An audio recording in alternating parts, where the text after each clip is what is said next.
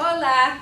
Hola. Buenos dias. Buenos dias. So let's continue with Middle America, okay?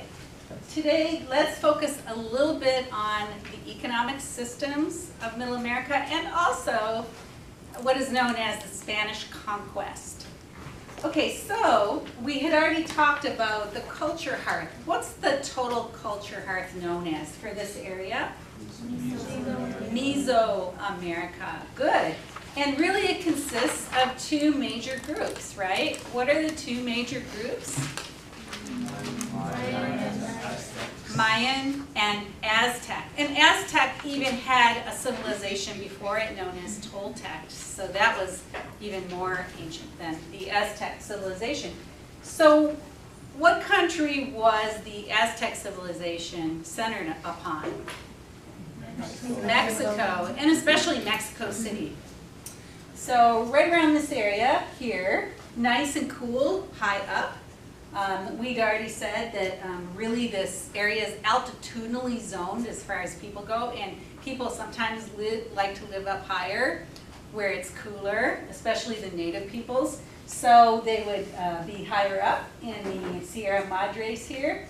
And Mexico City is almost like a little bowl in the middle. And so that civilization was here. And then we had the conquest occur. Do you remember what century that was when the Spanish conquest occurred? 16th century. Okay, good. So, and that was, the explorer's name was? Cortez. Okay, that's good. So Cortez did land here, and the conquest happened relatively easy, and that was because the Aztecs were a warrior priest society. Now the Aztecs being centered up here, the Mayans were settled in the hot lands, or what we call caliente, which is closer to sea level and much warmer. The caliente lands here were Yucatan and Belize and Honduras at the edge here where it's green, and also Guatemala and this part of Honduras here right along the edge.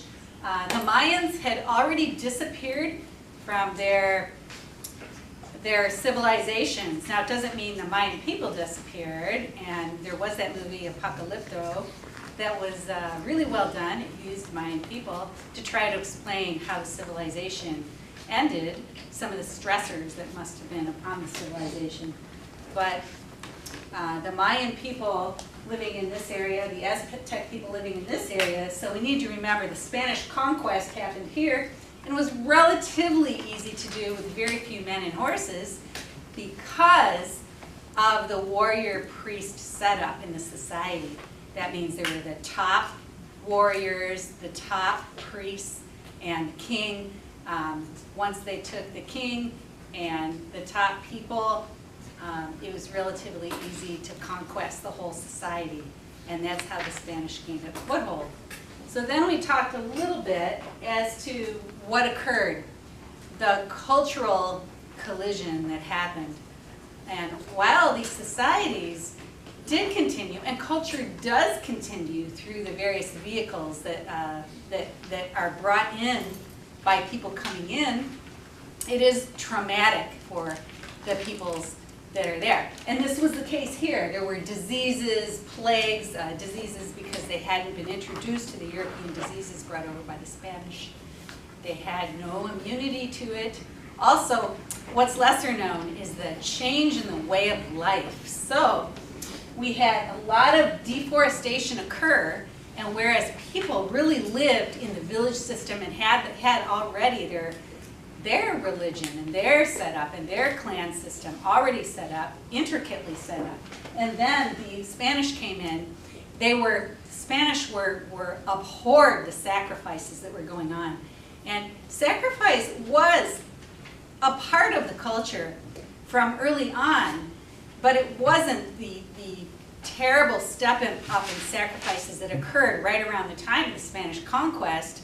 There must have been some stressors going on where they had these huge ball games set up and all the warriors marched up to the top of the pyramids and had their hearts ripped out and very bloody and gory. The Spanish saw this and just took away everything pretty much, tried to burn you know, anything that was the symbols, and not much is very left except what is in the stone stele, carved into stone, for both the Mayan and the Aztec civilizations. A few codices, and that's it, you know, to try to decipher the language. But this conquest, what it did culturally was they had to learn Spanish, they had to cut their hair and put clothes, Spanish clothing on, very confining for them in the hot climates, and maybe the least of the change in life that occurred. Put together into a town system. It's a gridded town system with the church at the center and the garrisons around it. So the Spanish being a warrior-priest society also, which actually was recognizable to the native people there. But the way the Spanish had it organized was so different. So the church and of course Catholicism brought in just a huge, huge change in the way of life and in the culture.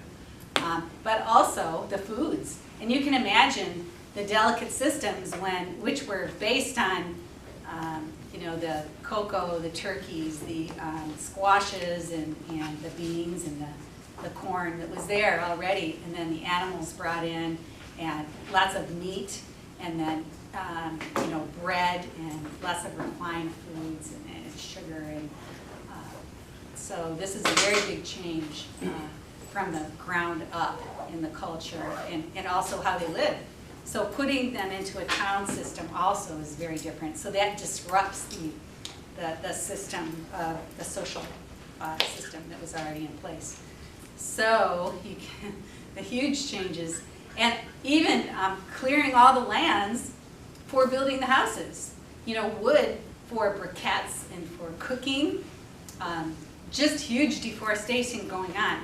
But the deforestation that occurred in these Spanish lands was not nearly what occurred in what we call the rimlands. So we have rimlands, which is this area, the islands and the edges here, the hotlands, and we have the mainland. So the mainland would be the Spanish lands, and that would be the 7 republics and Mexico. So again, what are the 3 main cultural influences then? In the Spanish lands, which went on the hacienda system of Spanish taking the lands and making a you know, a home, a big home site. It would be Spanish, indigenous, and the mix, which is known as mestizo. And hacienda plots of land would often have indigenous families working in little plots. You know, after the lands were taken from the native people, then the haciendas were more about status, not to make money. Whereas in the rimland, which was Spanish, French, Dutch, also the United States, there's many different European influences. Those, the main economic system there was not hacienda, plantation system, yes. And I'm generalizing. But here in the rimland, in these hotter, flatter areas, plantations were instituted, whereupon the rainforest there was burned and wiped out in order to instill the plantations, which were for making money, usually one crop such as banana or sugarcane or pineapple, and the indigenous people, for the most part, sadly wiped out. And so who was brought in to work these plantations? Slaves from Africa. And the slave trade was really, really beginning in earnest. Slaves were going, of course, to the United States, also to Brazil and South America, and many slaves went here too and came, mostly from West Africa. So you can see 2 major systems. Again, the hacienda system here on mainland with the 7 republics and Mexico, mostly Spanish influence, and then the mix with indigenous people known as mestizo, and the hacienda system did, sad though it was for the cultures that were there, did keep more intact the lands which weren't fit for plantation. They were higher up.